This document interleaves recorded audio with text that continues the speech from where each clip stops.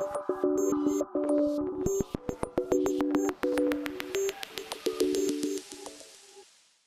UFSC Entrevista está de volta. Eu converso com o vereador Marquito. Nós estamos falando sobre alternativas sustentáveis. Sobre as composteiras, né? Para quem quer fazer em casa, assim, como que funciona? É assim, ó, a compostagem, ela é um método milenar, né? Esse método que a gente usa se chama método UFSC, porque ele foi desenvolvido na Universidade Federal de Santa Catarina. E ele foi inspirado em método indiano de compostagem. A gente tem muito método de compostagem inspirados em tecnologias europeias. E esse é uma tecnologia tropical. Por isso que a gente usa palha, ele não dá mosca, não dá mau cheiro, porque ele é para os trópicos, para ambientes quentes como o nosso. Então esse método de compostagem UFSC é um dos métodos. Nós temos vários outros. Tem os minhocários, tem as compostagens com mistura com terra, com areia e tal. A gente usa esse, porque é o mais adequado para a realidade que a gente acredita e tem, né? É muito simples, a gente usa uma parte de resíduos orgânicos, né? A gente precisa de ter serragem ou poda triturada e palha. Palha é grama ou palha mesmo seca, assim, né? Folhas e tal. Sim. Então a gente faz uma mistura dos resíduos orgânicos com essa serragem ou essa poda triturada e faz uma parede e uma cobertura com essa palha.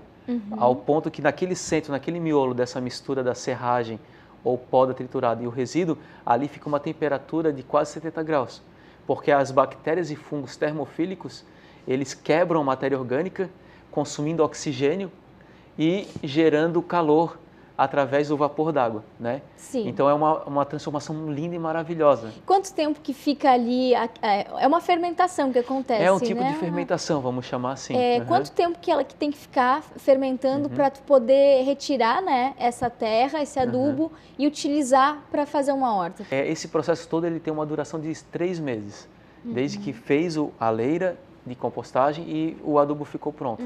Sem ficar remexendo, sem precisar injetar nenhum produto, sem precisar de utilização de instrumentos como energia elétrica. Então é um método natural, chama-se leiras estáticas de aeração natural. Então assim, a partir disso, tu tem um composto pronto. Esse composto, tu utiliza ele para plantar onde tu quiseres, o que quiseres, né? De altíssima qualidade o composto. Todo alimento que for plantado num composto desse, então, vai ser um alimento... Vai ser um alimento... de gosto diferenciado. Quais são as vantagens, assim? As vantagens primeiro, né? A gente vai estar comendo um alimento sem aditivos químicos, sintéticos, Sim. né? A gente vai estar melhorando o solo, a gente vai estar dando uma condição para a planta de se desenvolver de forma adequada e saudável, diminuindo a possibilidade dela ficar doente, porque a gente tem um princípio que chama teoria da trofobiose, que uma planta saudável depende de um solo saudável.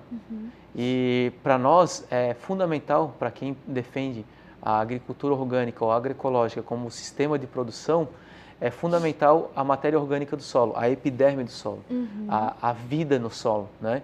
Porque é ela que vai dar as condições ideais para que as plantas se desenvolvam de forma saudável e a gente evite usar ou não use os agrotóxicos, né? Sim.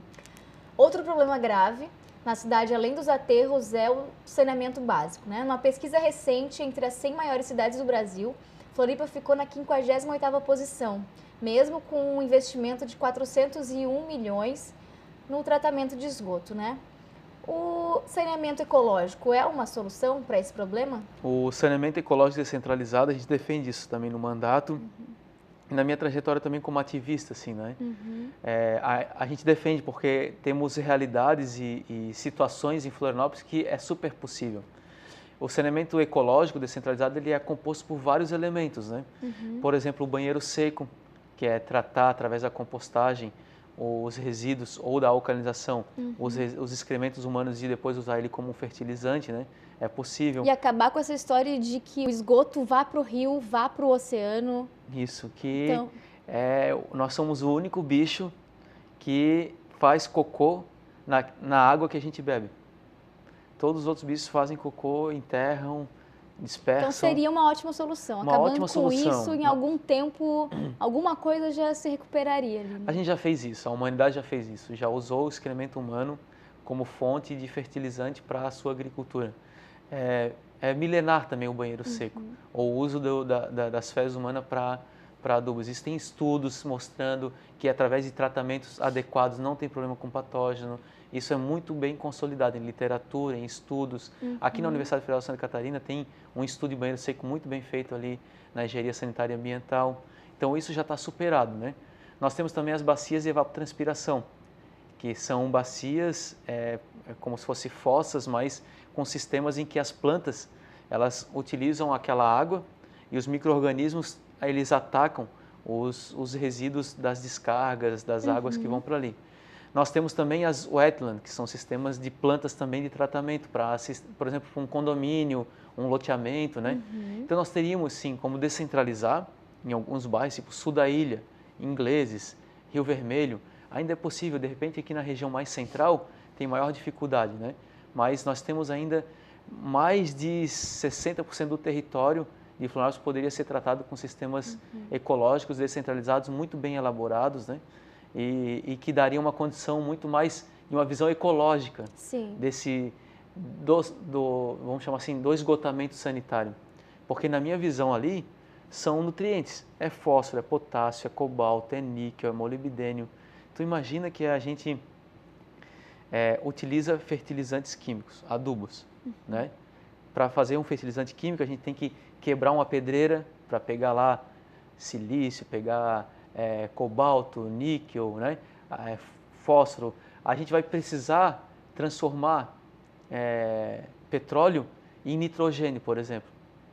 E a gente pega tudo isso, uma indústria gigantesca, leva para as terras, planta o alimento extrai esses nutrientes, a gente traz esses alimentos para a cidade, ingere eles, parte joga fora para o lixão, para o aterro sanitário, outra parte a gente dá uma descarga e vira um problema. Olha que lógica totalmente linear, que não vê tudo isso como insumo.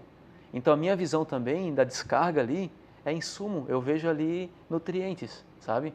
É uma visão que esses resíduos eles não são um problema fim, eles são insumos para serem tratados, assim como a compostagem. O nosso saneamento, nosso esgotamento sanitário também deveria ser visto assim, como o quanto de níquel, de fósforo, de cobalto... Volta para a terra e cria uma nova planta, né? E não vai para o mar ou para os rios e cria um novo problema, porque é isso que acontece. Com 401 milhões, por que não conseguem resolver esse problema, né? Porque tem muito interesse político, né? Assim, a Casan hoje, ela sempre tem esse modelo de governança totalmente baseado em partidos que dominam aquilo, e daí aquilo daqui um pouco, o presidente da Casan agora já é candidato a deputado, então aquilo tudo vai virando um instrumento de uso não para o fim, que seria tratar e sanear a cidade, mas para outros fins. É uma pena, porque a gente poderia ter, nós temos capacidade técnica e motivacional e social para resolver isso. Nós não temos modelo de governança político que olha para essas coisas com o real sentido que deveria ser olhado. Né? Muito obrigada pela tua presença aqui no programa. Eu agradeço esse espaço bem importante, né? Espero que também as pessoas que quiserem acompanhar nosso mandato tem o Facebook, tem o Instagram, tem o e-mail também, que pode se comunicar, né? E eu acho que é importante as pessoas ocuparem a política, verem o espaço que a gente determina ali. É tão importante a Câmara de Vereadores, ela determina tanto a vida das pessoas, né? E a gente pouco dá atenção, né? A população em geral, só na hora de votar ou depois, mas eu percebo que tem mudado, né? Então, nosso mandato está super aberto e agradecer esse espaço mais uma vez. Tá certo. Muito obrigada. Eu agradeço. O UFSC Entrevista fica por aqui, nos acompanhe nas redes sociais e até semana que vem.